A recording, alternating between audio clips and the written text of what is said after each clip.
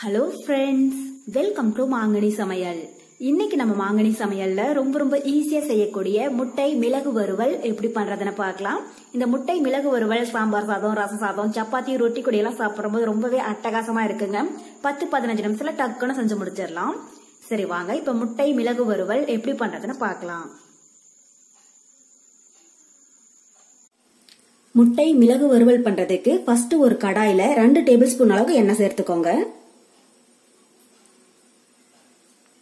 எண்ணெய் லைட்டா சூடானதும் இது கூட 1/4 டீஸ்பூன் மஞ்சள் தூள், 1/2 டீஸ்பூன் மிளகாய் தூள், கூடவே கொஞ்சமா உப்பு சேர்த்துடலாம். எண்ணெய் ரொம்பவே சூடா இருக்க கூடாதுங்க, லைட்டா சூடாகிற மாதிரி பாத்துக்கோங்க. ரொம்பவே ஹீட்டா இருந்துச்சுன்னா மஞ்சள் தூள் மிளகாய் தூளும் சீக்கிரமா கலர் மாறிடும். அதனால லைட்டா சூடா இருக்கும் போது இது சேர்த்தீங்கன்னா தான் கருகிடாம இருக்கும். இது இப்ப லைட்டா ஒரு டைம் கலந்து விட்டுறலாம்.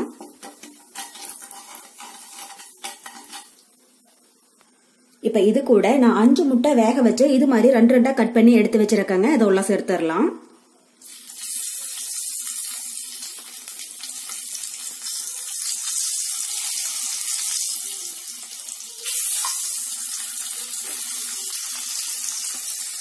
முட்டை உள்ள சேர்த்திட்டு இதை 1 நிமிஷம் மட்டும் அப்படியே விட்டுடுங்க. இது லைட்டா கலர் மாறினதும் அடுத்த சைடு திருப்பி விட்டுறலாம். அதிக நேரம் இருக்கக்கூடாது, 1 நிமிஷம் போல இருந்துச்சுனாலே போதும். பாருங்க, இப்ப முட்டை ஒரு சைடு நல்லா வதங்கிடுச்சு. அடுத்த சைடு திருப்பி விட்டுறலாம். ஒரு ஸ்பூன் வச்சு இது மாதிரி திருப்பி விடுங்க, அப்பதான் திருப்பி போடுறதுக்கு ஈஸியா இருக்கும்.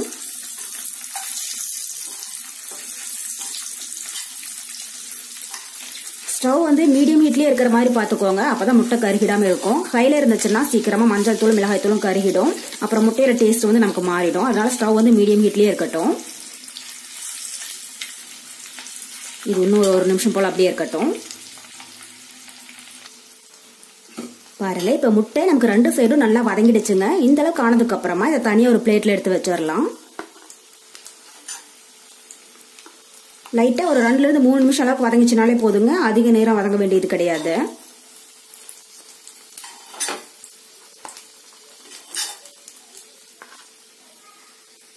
இப்போ அதே எண்ணெயில 1/4 டீஸ்பூன் அளவுக்கு சோம்பு சேர்த்துக்கோங்க. எண்ணெய் திரும்பவும் சேர்க்க வேண்டியது கிடையாதுங்க, கடாயில இருக்கிற எண்ணெயே போதுமானதா இருக்கும். இப்ப சோம்பு லைட்டா கலர் மாறினதும் இது கூட 2 பெரிய வெங்காயம் நல்லா மெலிசா நீளமா கட் பண்ணி வச்சிருக்காங்க, அதெல்லாம் சேர்த்துடலாம்.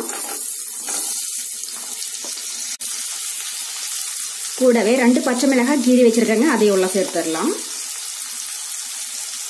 இப்ப இது கூட கொஞ்சமா கருவேப்பிலை சேர்த்திட்டு வெங்காயத்தையும் பச்சை மிளகாயும் லைட்டா வதக்கிடுங்க.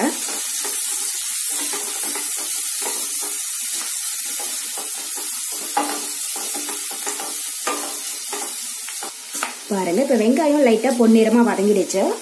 இந்த அளவுக்கு ஆனதுக்கு அப்புறமா இது கூட 1/4 டீஸ்பூன் அளவுக்கு இஞ்சி பூண்டு விழுது சேர்த்துக்கோங்க. இஞ்சி பூண்டு விழுது அதிகமா சேர்க்க வேண்டாங்க, நம்ம 5 முட்டை தான் எடுத்திருக்கோம். 5 முட்டைக்கு 1/4 டீஸ்பூன் அளவுக்கு சேர்த்தீங்கனாலே போதும். இப்ப இஞ்சி பூண்டு விழுது சேர்த்துட்டு அதோடைய பச்சை ஸ்மெல் போற அளவுக்கு லைட்டா வதக்கிடுங்க.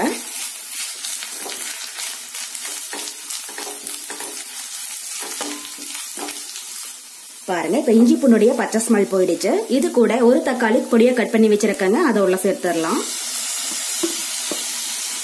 நான் பெரிய சைஸ்ல ஒரு தக்காளி எடுத்திருக்கேங்க. சின்னதா இருந்துச்சுன்னா 2 அளவுக்கு சேர்த்துக்கோங்க, அப்பதான் அளவு சரியா இருக்கும். இப்ப தக்காளி உள்ள சேர்த்துட்டு வெங்காயமும் தக்காளியும் நல்லா சாஃப்டா ஆகிற அளவுக்கு வதக்கிடலாம்.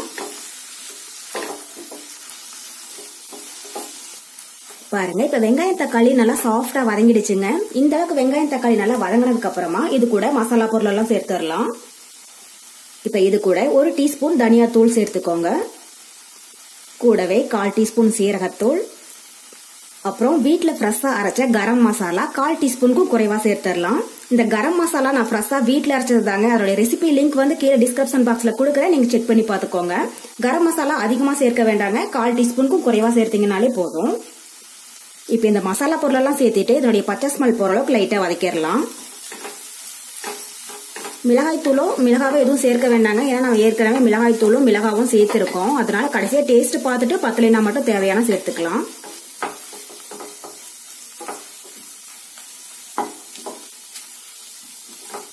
பாருங்க, இப்ப மசாலாவுடைய பச்சை ஸ்மெல் லைட்டா போயிடுச்சுங்க. இந்த அளவுக்கு ஆனதுக்கு அப்புறமா இது கூட கொஞ்சமா தண்ணி சேர்த்துடுங்க. தண்ணி அதிகமா சேர்க்க வேண்டாங்க, 1/4 கப்புக்கும் குறைவா சேர்த்தீங்கனாலே போதும். இப்போ ஒரு டைம் லைட்டா கலந்து விட்டுட்டு அப்படியே விட்டுடுங்க. ஒரு 2 நிமிஷம் இருக்கட்டுங்க. மசாலாவுடைய பச்சை ஸ்மெல் போய் எண்ணெய் நல்லா பிரிஞ்சு வந்ததுக்கு அப்புறமா நம்ம முட்டை உள்ள சேர்த்துடலாம். இது ஒரு 5 நிமிஷம் அப்படியே இருக்கட்டும். பாருங்க, இப்ப நம்ம விட்ட தண்ணியெல்லாம் நல்லா சுண்டிடுச்சுங்க. மசாலாவுடைய பச்சை ஸ்மெல் போய் எண்ணெய் நல்லா பிரிஞ்சு வர ஆரம்பிச்சிடுச்சு. இப்ப இந்த அளவுக்கு ஆனதுக்கு அப்புறமா இது கூட 1 டீஸ்பூன் அளவுக்கு மிளகுத்தூள் சேர்த்துக்கோங்க. மிளகுத்தூள் ஃபர்ஸ்டே சேர்க்க கூடாதுங்க, இது மாதிரி கடைசியா தான் சேர்க்கணும். இப்ப மிளகுத்தூள் சேர்த்துட்டு ஒரு டைம் லைட்டா கலந்து விட்டுறலாம். பாருங்க, இப்ப மிளகுத்தூளும் மசாலாவோட நல்லா வதங்கிடுச்சுங்க. இப்ப இது கூட நம்ம ஃபர்ஸ்டே வதக்கி எடுத்து வச்சுக்கிற முட்டையை உள்ள சேர்த்துடலாம்.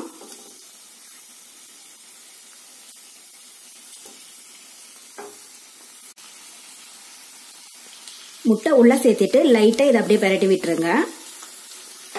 உப்பு நம்ம ஃபர்ஸ்ட் டைம் முட்டை வதக்கிற போதே சேர்த்துருக்கங்க. இப்ப கடைசியா டேஸ்ட் பார்த்துட்டு பத்தலைனா மட்டும் கொஞ்சமா சேர்த்துக்கோங்க. உங்களுக்கு காரம் குறைவா இருந்தாலும் மிளகுத்தூள் சேர்த்துக்கோங்க. மிளகாய் தூளா வேற எதுவும் சேர்க்க வேண்டாம். லைட்டா இது மாதிரி அப்பப்ப திருப்பி விடுங்க. ஒரு 2 நிமிஷம் போல மசாலாவோட முட்டை நல்லா வேகட்டுங்க. அப்பதான் முட்டைக்குள்ள மசாலா பொருள் எல்லாம் இறங்கி சாப்பிடும் போது டேஸ்ட் ரொம்பவே நல்லா இருக்கும். இது 2 நிமிஷம் அப்படியே இருக்கட்டும். இப்ப 2 நிமிஷம் போல ஆயிடுச்சுங்க. அடுத்த சைடு திருப்பி விட்டுறலாம்.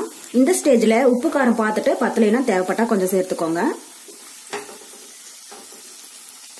உப்பு கொஞ்சம் குறைவா இருக்குங்க. இன்னும் கொஞ்சம் உப்பு மேல தூவி விட்டுறலாம். உப்பு சேர்த்துட்டு ஒரு டைம் லைட்டா கலந்து விட்டுடுங்க. இந்த முட்டை மிளகு வறுவல் முட்டை மட்டும் வேக வச்சுட்டோம்னா ஒரு 10 நிமிஷத்துல டக்குன்னு செஞ்சு முடிச்சிடலாங்க. இது சாம்பார் சாதம், ரசம் சாதம், அப்புறம் சப்பாத்தி ரொட்டி கூடலாம் தொட்டுக்கிறதுக்கு ரொம்பவே சூப்பரா இருக்கும்.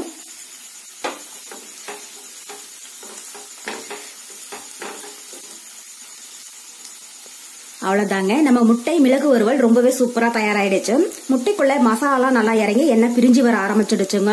இந்த அளவுக்கு ஆனதுக்கு அப்புறமா கடைசியா பொடி பொடியா கட் பண்ண கொஞ்சம் மல்லி இலை தூவி விட்டுட்டு ஸ்டவ் ஆஃப் பண்ணிடலாம்.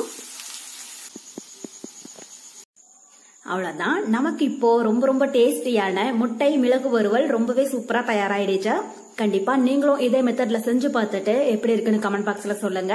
என்னுடைய இந்த ரெசிபி வீடியோ உங்களுக்கு பிடிச்சிருந்தா மாங்கனி சமையலுக்கு சப்ஸ்கிரைப் பண்ணுங்க. நன்றி.